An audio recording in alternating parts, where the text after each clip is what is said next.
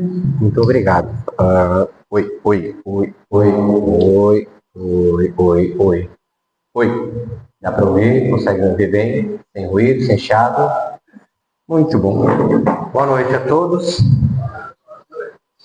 Sempre muita responsabilidade poder estar aqui para poder compartilhar um pouco do conhecimento do Evangelho e de um tema que nos foi inspirado, que acho que é muito propício para o ano. Antes de mais nada, mais uma vez quero agradecer à casa pela oportunidade, pois coincidentemente, acho que eu fiz a palestra de abertura desse ano, e mera coincidência, estou aqui na palestra de fechamento. E esse tema de hoje está um pouco ruim, acho que dá para a gente apagar uma das luzes da frente? O da frente aqui acho que vocês ficarão acordados. Vamos ver como será. O tema de hoje é Esperança de 2026, baseado no capítulo 19. A gente vai trazer uma abordagem um pouquinho mais interagida aqui também com o nosso grupo da infância, com as crianças. Então, vamos trazer uma abordagem em cima de 7 princípios que o Evangelho, segundo o Espiritismo, nos ensina para que a gente possa olhar para a esperança, sair daqui do dia de hoje, nem que seja 0,01% mais esperançosos, com tantos desafios que nós estamos vendo, mas que a gente consiga sair daqui abrindo a mente para uma nova perspectiva, porque do contrário, não faz nem sentido estarmos aqui. Para que a gente siga, eu sempre gosto de referenciar que a nossa base sempre está em cima do aspecto que foi descrito, do aspecto racional que Kardec nos trouxe. Sempre é bom lembrar, principalmente o Evangelho segundo o Espiritismo, que Kardec ele pegou os 27 livros do Novo Testamento, de maneira geral, e ele, ao invés de seguir a ordem do Novo Testamento, que era por autor, ele, como era um professor, ele desenvolveu por temas. Então, assim, quando você lê os primeiros capítulos, ele tem uma lógica que vai seguindo até os últimos capítulos. Então, ele nos favorece o estudo. Para que a gente possa refletir sobre a esperança, uma frase inicial que está lá no capítulo 19, que é: a esperança é uma âncora lançada sobre a eternidade. É uma âncora, ela se funda, ela vira uma raiz, é uma base que nos leva a conseguir enxergar a eternidade. Vejamos, como que nós espíritas, né, vamos pensar na eternidade se a gente não consegue nem conceber o conceito de esperança? Se a gente não consegue nem, durante os desafios previstos da nossa existência, não na nossa consciência aqui, mas na nossa existência eterna, espiritual, a gente sabe que a gente vai ter tal desafio. E se nós conseguíssemos fazer aquele exercício de oração, de meditação profunda, muito provável que aqueles que conseguem ter uma percepção de que cada desafio que estamos vivendo, durante o desafio, ele é apenas um preparo para o nosso desenvolvimento. Mas assim como eu, como vocês, a gente tem essa dificuldade. Por isso é importante que a gente lembre que a esperança espírita, ela nasce da certeza da imortalidade da alma e da justiça divina. Olha só que interessante. Quando nós estamos com os boletos atrasados, com dificuldade para lidar com algum desafio, com alguma doença, com algum problema que a gente não enxerga uma solução, o que nós fazemos normalmente? Ficamos ansiosos, ficamos preocupados, estressados e até algumas vezes depressivos, por conta de um problema que nós temos certeza que vai passar. Mas por que a gente vive isso? Porque a gente tem essa dificuldade ainda. Por isso é importante a gente estar aqui sentado, relembrando que a esperança de nós, espírita, é por sabermos que temos a imortalidade da alma. E que a gente consiga, assim como nós falamos com as crianças, que a gente consiga vivenciar um sentimento de: Eu sei que tudo vai passar. Eu sei que isso aqui é só uma preparação. E eu sei que tudo que eu tenho nessa vida é para eu viver melhor na próxima. Assim ficaria mais fácil. Com isso, uma das 7 lições, a segunda lição que no Evangelho nos traz sobre a esperança, é sobre olharmos para o coração cansado desse mundo. Por quê? Vinde a mim todos vós que estáis aflitos e eu vos aliviarei. Jesus, quando disse essa frase, ele quis deixar claro, para quem ainda tem dúvida, acho que a maior parte de nós já tem essa clareza, nós vamos enfrentar turbulência, nós vamos enfrentar desafios, mas eu sou o caminho, eu sou a luz. Então nós temos a condição, de forma racional, de entendermos que através das dores do mundo, nós não devemos nos sentir abandonados, mas sim entendemos que isso é um convite do consolo espiritual prometido por Jesus. É difícil a gente viver isso, mas vamos observar as crianças e os mais jovens que aqui estão presentes. Vamos nos colocar na condição de nós, como avós, pais, tios, padrinhos, madrinhas, como líderes de empresa, como amigos. Quantas vezes nós mesmos, às vezes, estamos na situação de precisar de um aconselhamento, de um carinho, de uma atenção, de uma palavra de encorajamento. Imagina como que é para as pessoas que estão em dores terríveis, e a gente poderia enumerar várias, se eles não acreditassem em Jesus, se eles não acreditassem que existe uma outra vida. Imaginemos um irmão nosso, uma irmã, que esteja paraplégico por alguma condição, que esteja numa condição que não consegue mais falar. Como que essa pessoa vai ter esperança de viver a vida se ela não compreender que isso é uma oportunidade, é um desenvolvimento espiritual? Assim como a gente tem uma passagem do Tiaguinho, um dos apóstolos, que era manco e pedia para que Jesus pudesse o sarar daquilo, uma vez que Jesus já tinha salvo a vida de várias pessoas de diversas formas. E Jesus explica para ele o quão grandioso seria para todos aqueles verem o homem que, mesmo deficiente, andando ao lado de Jesus, continuou mantendo a sua fé mesmo sem ser curado.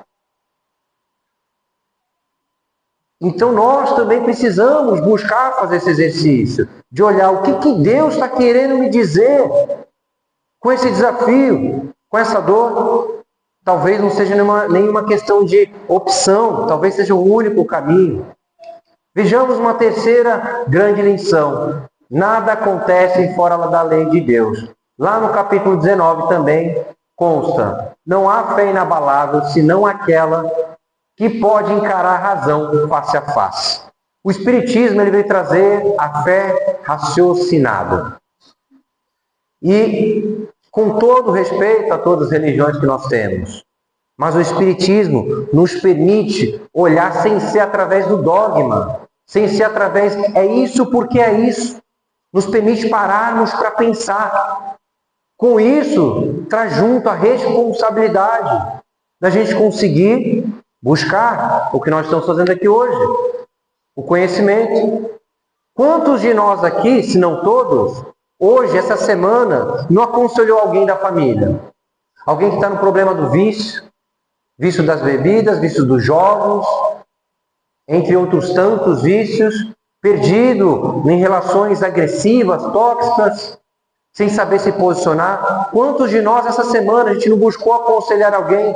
Mas é difícil, porque muitas vezes essa interpretação de que as crises humanas são necessárias não é algo fácil de aceitar. Quando a gente não consegue olhar pela razão os desafios que nós temos, é muito difícil. Porque qual é a razão de uma pessoa estar passando por uma dor extrema agora? Uma perda de um filho. Vamos olhar um pouquinho para o planeta. Olha quantos países estão em guerra ainda. A gente vê a notícia do jornal, aquele trechinho, e a gente volta para a nossa refeição. e já vai para a rede social e já vê um outro assunto aleatório. A gente esquece que tem pessoas que estão vivendo dores absurdamente maiores que a nossa. Mas muitas vezes, com muita humildade, eu falo aqui com vocês, com quem falha nisso todos os dias também, o nosso orgulho, a nossa vaidade de nos acharmos bons o suficiente, ou até melhores que os demais irmãos, a gente acha que o nosso problema é muito maior. E não que a gente deva viver a vida se comparando aos problemas ruins, às dificuldades das pessoas, não é isso. Mas se somos cristãos, se somos irmãos em Cristo, se partimos do princípio que queremos sair daqui melhor, se acreditamos que o único caminho para a salvação é através da caridade, que comecemos primeiro, compreendendo que a nossa dor não é a maior do mundo. Do contrário, fica difícil, sem olharmos pela razão. Nesse quarto entendimento, onde a gente olha que a Terra está em transição espiritual, veja, eu procurei trazer de uma forma que fosse progressiva para esse nosso entendimento. São chegados os tempos em que todas as coisas hão de ser restabelecidas. Está lá no capítulo 1, não vim destruir a lei. Porque a humanidade vive um período de depuração e preparação para um mundo normalmente melhor. Nós estamos vendo isso agora, desde Kardec. Quantos anos possui a espécie humana? Alguém chuta o número? Só por curiosidade. Chuta o número, por favor. Só um número aleatório, só para eu ter uma percepção aqui. Me fale o número. Por gente, quanto tempo o ser humano existe?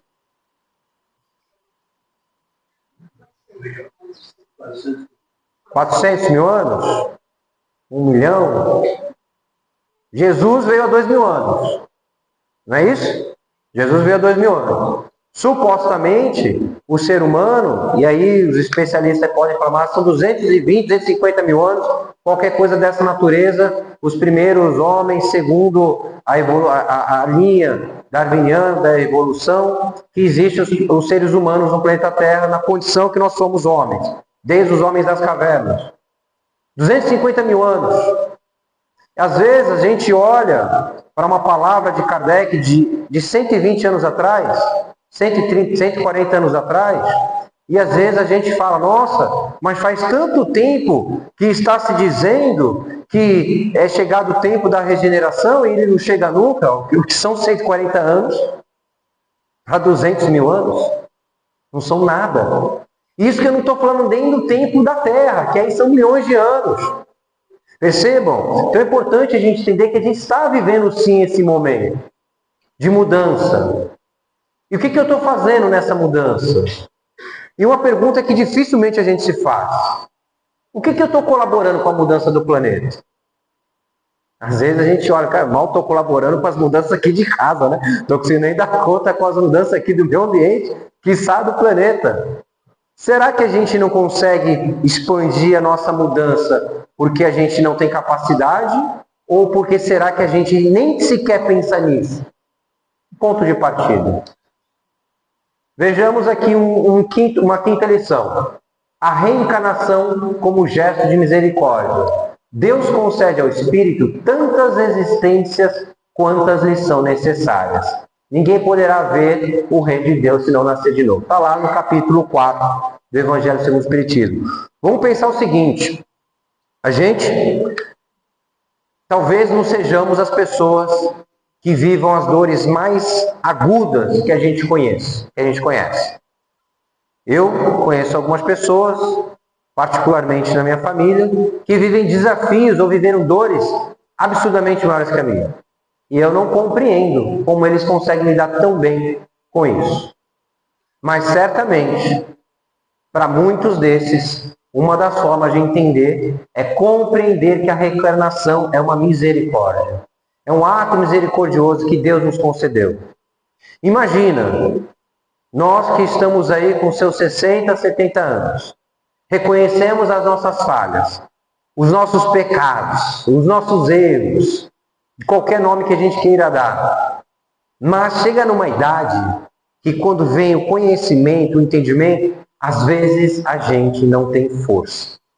Não temos força para mudar. E o normal é nós fazermos o quê? eu sou assim, eu não tenho mais o que fazer. Mas quando a gente observa e entende que nós temos a reencarnação, teremos novas existências, a gente tem a possibilidade de olhar diferente. A gente tem a possibilidade de começar a interpretar que esse final de vida, de 5, 10 anos, seja quantos anos for, não importa a nossa idade, vejo aqui senhores e senhoras, e vejo jovens, as crianças que estão aqui, estamos aqui em todas as idades, somos espíritos que talvez as crianças sejam espíritos mais velhos que muitos de nós e mais experientes, que se não pararmos para aceitar, porque compreender, quem está aqui numa casa espírita compreende. Entre compreender, aceitar e viver o conceito de que a reencarnação é um ato de misericórdia, são passos distintos. É um convite que nós fazemos aqui para nós mesmos. Eu tenho a misericórdia de Deus o tempo todo, porque Ele já me deu essa vida. E detalhe, quem aqui já estudou o Evangelho um pouquinho, sabe que Deus já abrandou todas as nossas dores. Todos esses desafios que nós estamos vivendo, todos, Deus já abrandou. Os nossos espíritos, irmãos protetores, já estão nos protegendo, por maior que seja a dor. Sexta lição. A infância, pausa divina para o recomeço, pois durante a infância, o espírito é mais acessível às impressões que recebe. Capítulo 8 do Evangelho segundo o Espiritismo. Olha só, quando a gente vai seguindo essa lógica, o Evangelho ele foi estruturado para isso. Para que a esperança seja algo contínuo em nós. E o tema de hoje, a esperança de 2026, começa a dar um pouco mais de clareza aqui para vocês quando a gente fala sobre as crianças. A esperança de 2026, de 2027, sempre será aqueles que podem mais servir. Naturalmente eu posso, o senhor e a senhora também podem. Mas mais poderão ainda servir os jovens, as crianças, porque Deus oferece à alma um tempo de silêncio do passado para a reconstrução moral.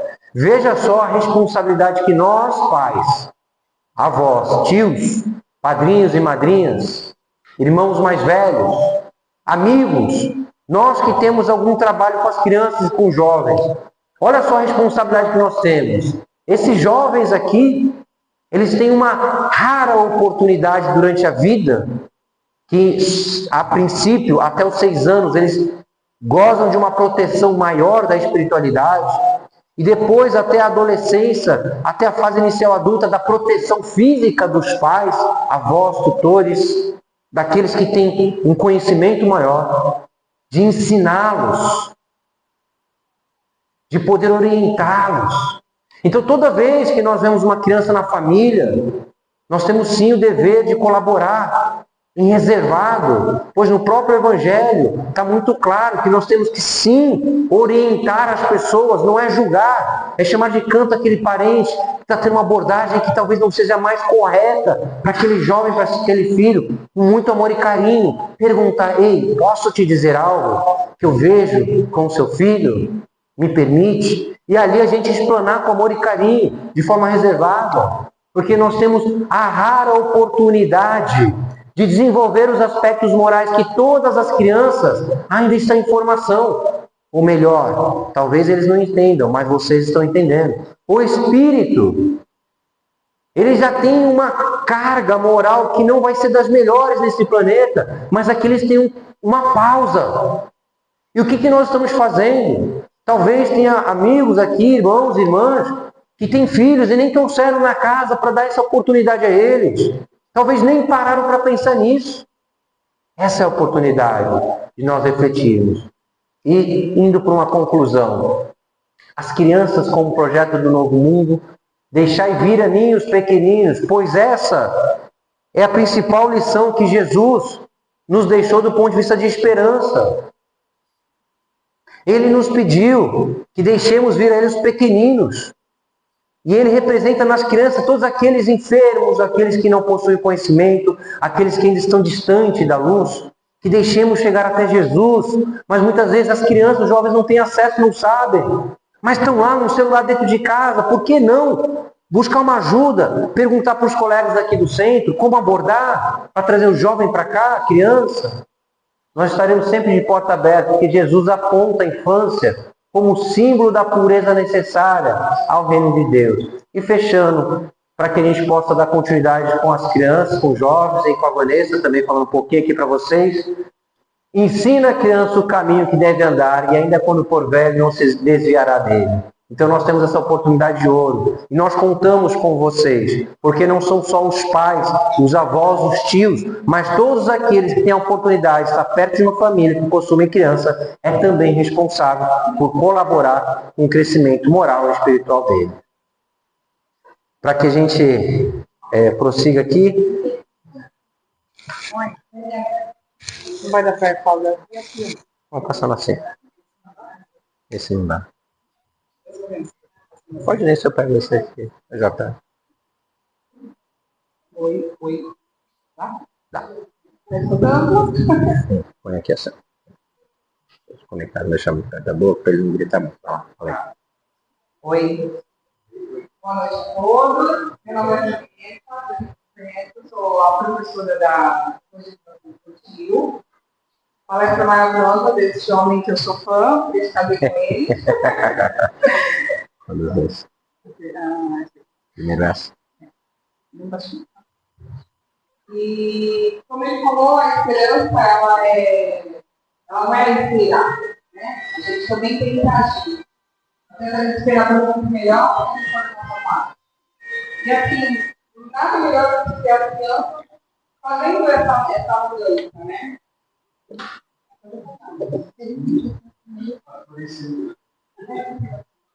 Ela vai fazer apagar, não tem problema não, pode apagar. Então, nada melhor para as crianças para fazer essa mudança no mundo, né? A gente ensina para eles, a gente traz uma coisa para a gente. Na evangelização jurídica, uma coisa muito dinâmica, o amor, a prova, o que faz o pai, o quanto é bom ser solícito, auxiliar bem, não ficar reclamando, ser sempre proativo. Então, assim, as crianças, quando a gente traz esse trabalho coletivo, talvez vocês não conheçam a importância da evangelização, não é só vir aqui, o pai minha, é ficar lá e não, lá a gente fica muito boa, as crianças também as coisas, elas são velhas, falam muitas experiências ligadas. Então, assim, eu sou muito feliz, eu quero agradecer a cada pai, cada mãe que deixa de lá, confia na gente para os nossos filhos também. E agora eu vou chamá-los, porque eles também querem colocar quando aquelas deles viram, que é o pedaço da medicina, né, que a gente traz algo exterior, e a nossa ela brilha quando a gente faz alguma atividade, ou alguma coisa. Pode levantar. Eles vão falar para vocês quando é que a luz deles brilha. Eu vou passar esse aqui. Eu vou passando. Quem vai começar? Quem vai começar? Pode falar. A minha luz brilha quando eu ajudo na escola. A minha luz brilha quando eu ajudo a minha mãe. A minha luz brilha quando eu ajudo alguém. Tudo bem. A minha luz brilha quando eu tenho preceito. A minha luz brilha quando eu vejo alguém feliz. A minha luz brilha quando eu ajudo a pessoa do lado do idoso. Olha que coisa mais linda, né? E agora a Gabi vai fazer uma leitura de um texto para a gente finalizar a nossa palestra da noite.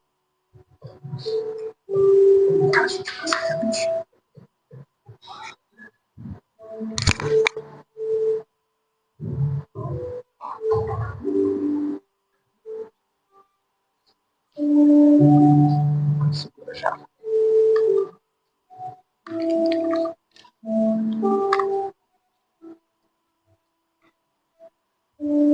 Pode falar. Olhem ao redor. Vejam quantas luzes estão acesas ultimamente. Aqui também tem o nosso ano, cheio de diversos aprendizados, quedas e recomeços. Mas, tudo parece escuro, a luz nunca deixou de existir. Estamos próximos de Natal, no mês de outubro, a maior luz da nação pela Terra. E ele nos ensinou que não é preciso ser grande para iluminar, basta amar, servir e fazer bem. Cada criança aqui é uma promessa de esperança, cada família é um ponto de luz. E cada gesto de amor vivido nessa casa, ao longo do ano, pode ser transformado nele. Para sair do mundo de hoje, devemos comer com certeza de que somos responsáveis pela luz que espalhamos. Obrigada a todos.